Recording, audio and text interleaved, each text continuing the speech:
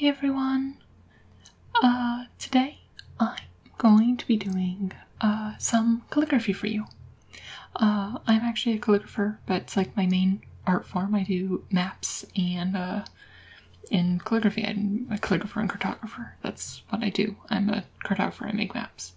You get the idea. I would show my face, but hi, I'm here.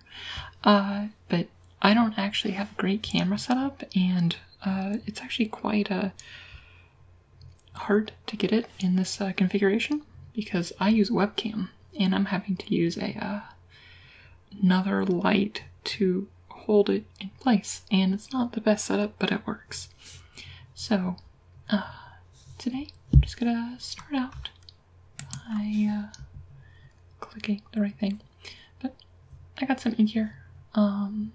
If I can get it here, it's just some Daler Ronnie acrylic artist ink. Thing is, for calligraphy ink, that there isn't actually that big of a difference between the kind of ink that you use. I mean, unless you go really fancy or really cheap, it's a lot of the same stuff. This is just what happened to be cheap when I went to the art store. Yeah. So, and then this is just a cheap calligraphy pen that I do almost all of my maps and stuff on this pen. You can check out my blog. I haven't posted any maps in there in a while, but I'll post a picture of a few of my maps I do. But I will do them just on a $15 calligraphy set, just like this. The nibs are interchangeable, but I'm just using one nib today, just because I don't want to switch them out. Also, they're in a box over on the other side of the house, and I don't want to go get them up. This is a C4 nib. That just pretty much means it's a standard nib, so it's flat. It doesn't like curve off or point or wedge at all, and it is just at it determines the length. C4 is probably my favorite kind of nib, especially for like detail work on maps and stuff. I will use larger nibs more often when I'm using bigger ones, but this is not what I'm doing today. So for like large comments and stuff, I'll use larger ones, but for this, I'm just gonna be using a C4. So gonna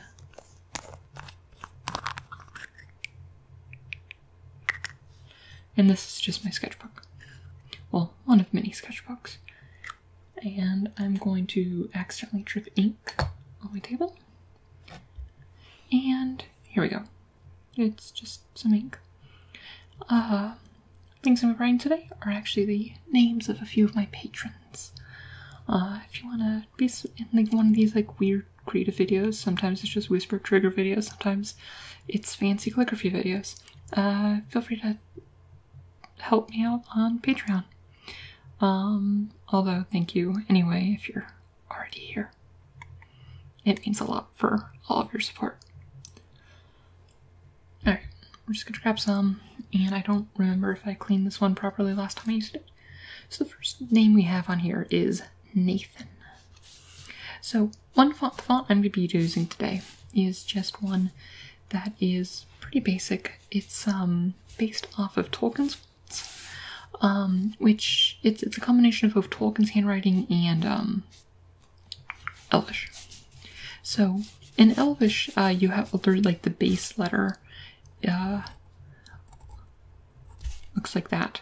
I'm not realizing that this angle is not very good.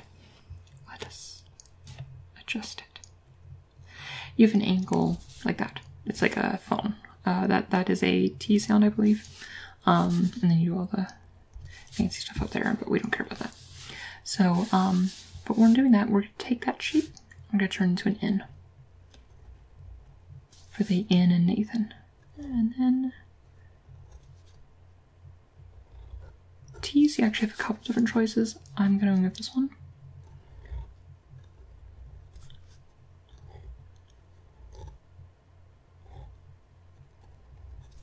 There we go.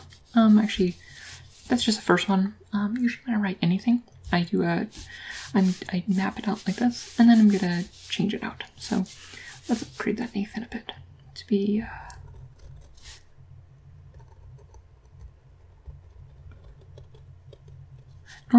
if I actually had other nibs out, I would add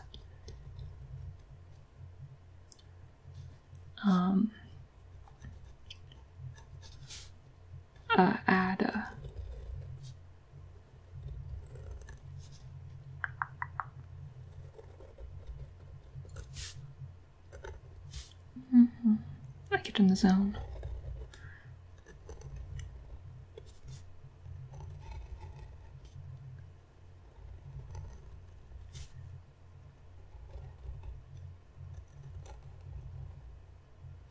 There we go. Nathan. A few variants on that these letters I'll use. I'll get around to them. They're, like, this font also, if you want to go less Elvish and more just standard Tolkien, an N like that, or like that. That's a bit too accentuated, but that's not what we're going for. So, Nathan. And then if you want to Tolkienify it up a bit more, you do the Nathan. It doesn't have the ah sound, so you don't do the 3 dots like that. That's only for ah sounds. Is a dash, like here. So you do just like that. Nathan. Where in Elvish, your vowels are placed above the letter, or if you just want to accent it like it is to make it look like that. A's or ah is a little. It's called the tet here in for if you're writing in Elvish. So we'll just have a tet here, our base image here. So A is just like that. So you'd have the character there. E is just like that. I is just a dot. U and O. So under and over. Roughly. I'm realizing that my camera is not great, so it isn't showing up amazingly, but yeah. So next up we have Sky. Sky is, I believe, Nathan's D&D character. So we'll go in. S's are neat because there's a few ways you can do them. One is with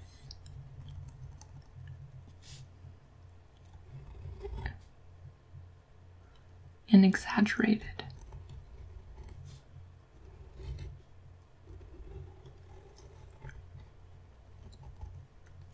S like that. And I like doing things fancy with Y's. Of course, the other option is to do a more symmetrical S, where you can start just like that. And we're going to build it out around like that.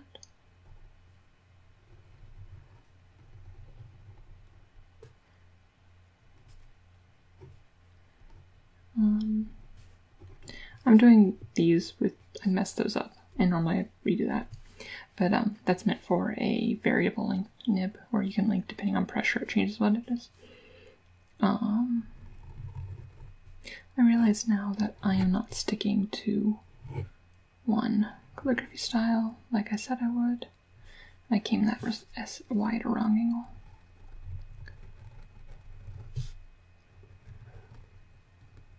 Let's do this one again.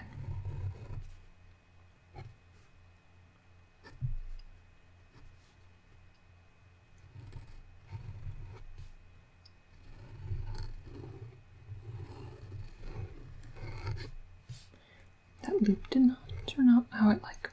This is one of the things. This is one of those things where I'm just like kind of playing around with the space and figuring out what I want to do. Like, I don't know, do I want to have like an extra insert inside the S after doing that? No, I don't. Or do I want to do a S where, oh, I realize you can't see that.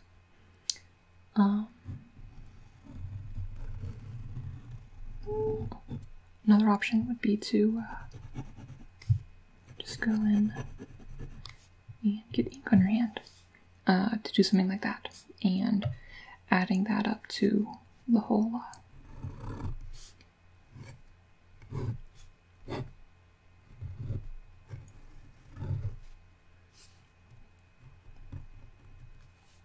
effect and something like that. So yeah, that's all I'm gonna do on Sky. Change the page over a few times, just so it stays flat. All right, so the next name we got up is Gabriel. Long-time supporter of the channel. Okay, so Gabriel. G's, you can do several ways. One way is to do a circle, where, let me grab a pencil.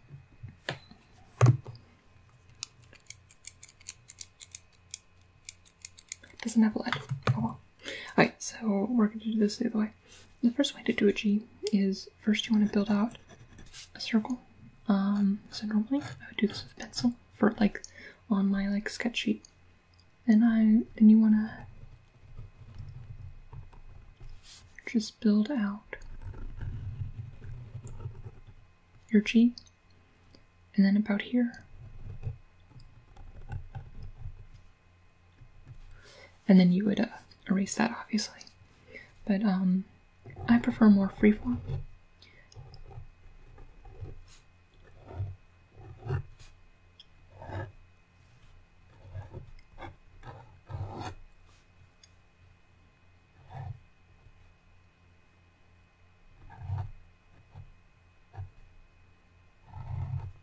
E, so I want to take a book too, because E is one of my favorite letters to do. Where you can do E several ways. I think the way most people write them in real life is something like that, or I guess they write them more like that. It just doesn't look that great in calligraphy. So the first thing you do is you draw like you get more ink on your calligraphy pen. We're going to draw like that, like a little crescent. Now we're going to go over, and then we're just going to draw a line across. Do it a little bit larger.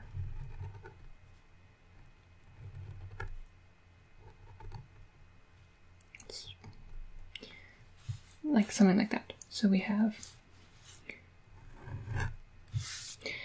not enough ink on our pen and my hair wrapping around my finger. I've actually never talked about much about calligraphy. I'm mostly self-taught. Oh, that's way too much ink.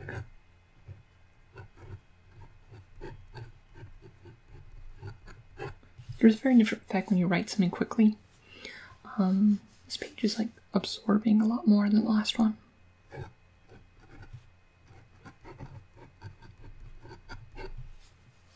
Where it's one of those things where it's like, I don't know a lot of the terminology, I just know kind of the how to do it. Okay, another way to be doing your G is the more classic don't go past. I like having this in word there. This page is not as good. I like A's. You can do kind of like a standard A like that. You can always do like a small A like that. You can also do a that one is a bad example. Very accentuated on the end there. You can always do just for that. You can always do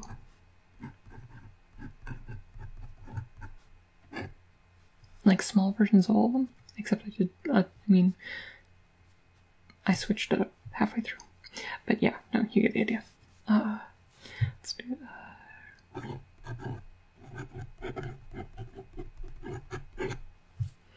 let's do one more nice Gabriel. Just nice and big. I'm not really trying to make a fancy final product, I'm just playing around with the space and names. So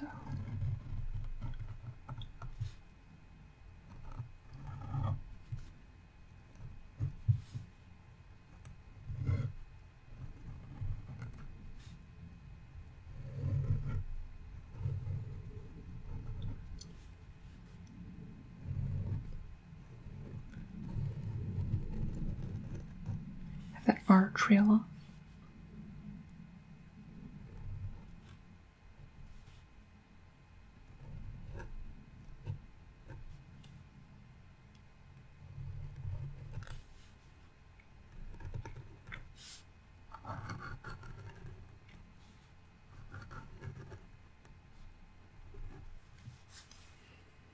B would shrink a bit. One thing I'll do when I'm like doing a lot of these big name stuff, where like, okay, here's kind of what it would look, but I want to change this.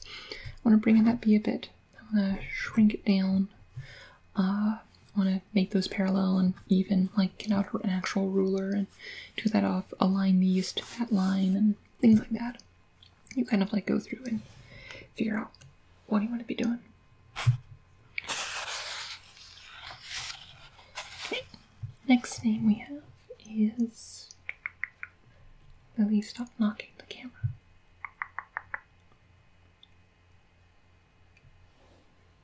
Okay, Trevor. So I'm gonna just pull it up here. So T's, capital T's are nice because you can also do these as lowercase. You can do the nice like pull around.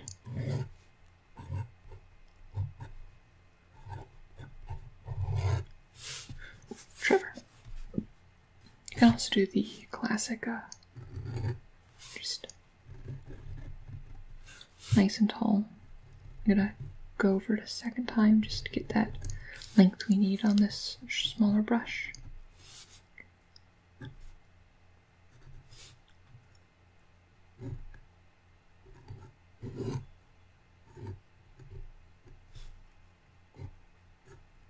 I don't like fees. I never know what to do with fees.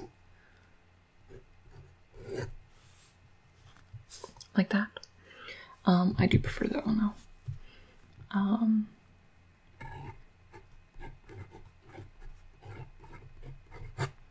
All lowercase also has its feel. What else can we do that's cool?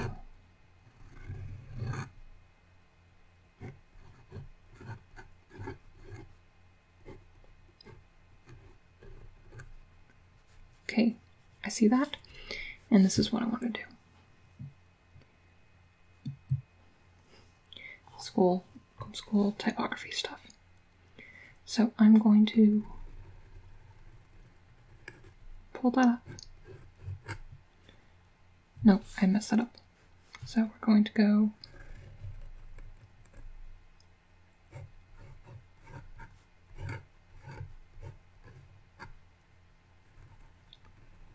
pull that up, and we're going to make that parallel.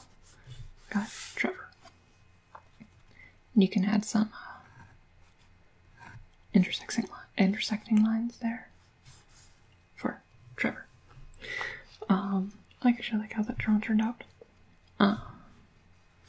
Yeah, so and my R's, I really like just doing, I love R's, but I love doing uppercase R's, even lowercase spots, just because the lowercase R just doesn't have a lot going on with it. I do that. You get to do cool tails and stuff like that with your R's, and it's just so satisfying to do. Same thing with like Y's, G's. Do we have any G's? Tragic. None of the names I have to do is, well, there's a capital G, obviously, because Gabriel. I love doing G's. Those are R's and G's are probably some of my favorite letters. Okay, next up is, I'll use it a couple times because it's long. It's Trevor's D&D character, Lord Joysword. Okay, so Lord we're actually going to make a bit smaller because it's just, oops, that's too much ink.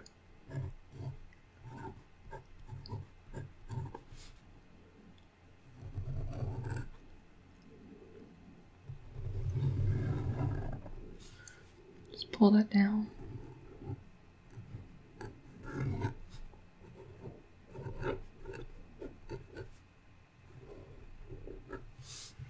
There we go.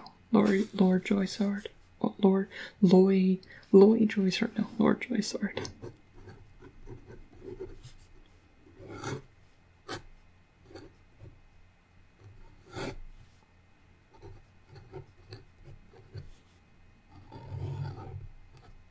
Okay, actually Let's pull that down. I knew what I was going for with that.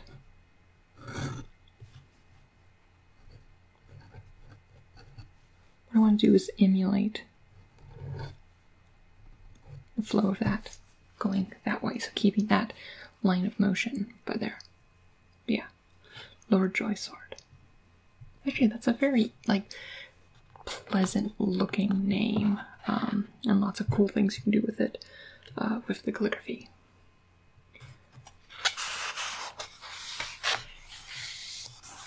Next up is very simple. It's just Kai.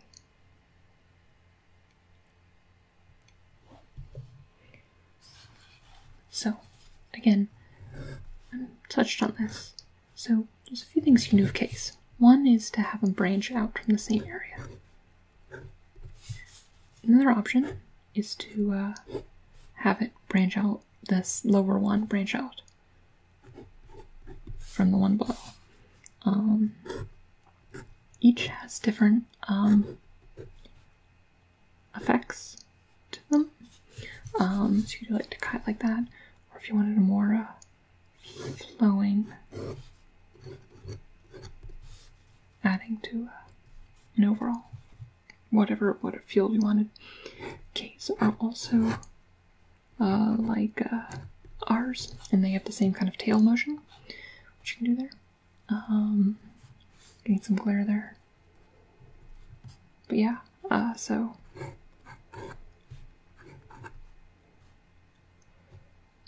actually, can I do that? Well, how would that look? Because I saw something when I was doing the motion. No, that looks dumb. I saw it as I was doing it, and I was like, I could do some weird thing by turning the A into the I, but no. That's just dumb. I mean, we could make it even dumber and make that the I. It's almost like that. Almost at that point, looks like some rune. It's just so condensed. Yeah, but okay.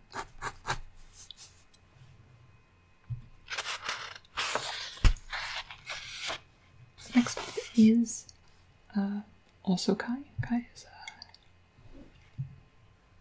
other alias, Sinlark.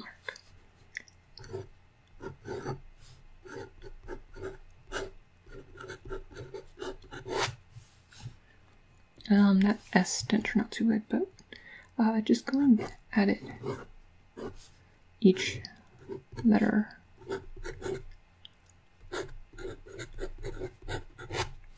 more aggressively has its own aesthetic. Obviously that's very sloppy, but let's just have more harsh angles.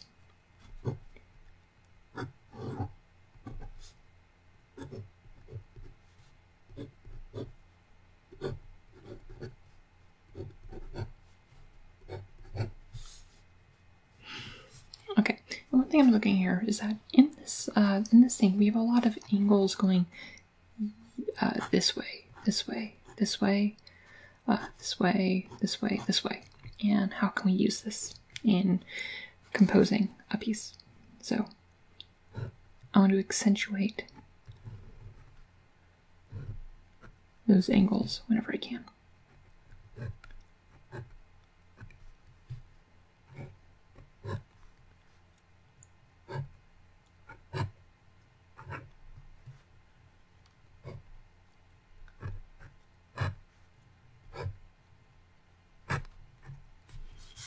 Something like that, to give that unity of form.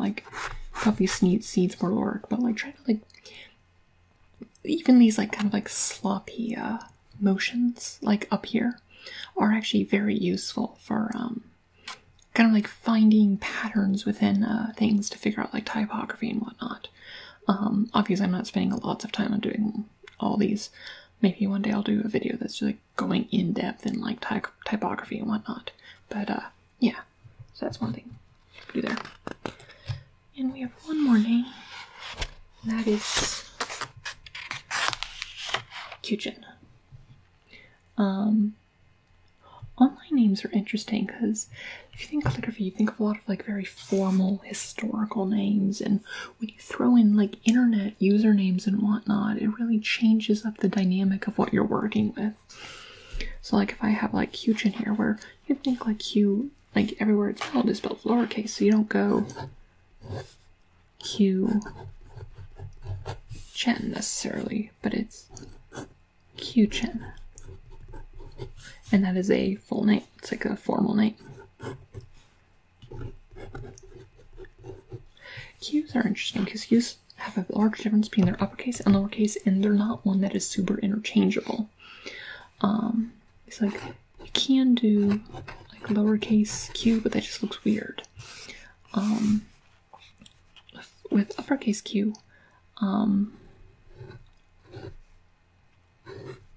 there's something so like that. You can also just do a circle with like almost looks like the power symbol thing there, and then lowercase q. There's the just sharp increase. There's just the leave it like that. There's the of course like the classic like how Q's are often presented and like that, and yeah. So yeah, Q-Chin. Any letters here? C's are just E's without, you can either do C's as a one motion, or you can do C's with like they are E's, but without the thing. So they're just like that. Q, Chin. Yeah. So this is about it for this video. It's kind of like me playing with spaces with various names and stuff, and kind of like my exploratory process when like looking about how I want to do one name or a thing. Usually when doing a map I stick to one font, and it's less like fancy and like exploratory design when trying to like develop new fonts and whatnot. But yeah, this is just a little insight to my thought process. Once again, thank you to all my patrons. It really means a lot to me. It helps me get new equipment, like a new camera, like I need to get. It's my next upgrade for the channel is getting a better camera, because this little webcam is not doing the best. Well, I hope you enjoyed this video, and I will talk to you all later. Alright, good night. Sweet dreams.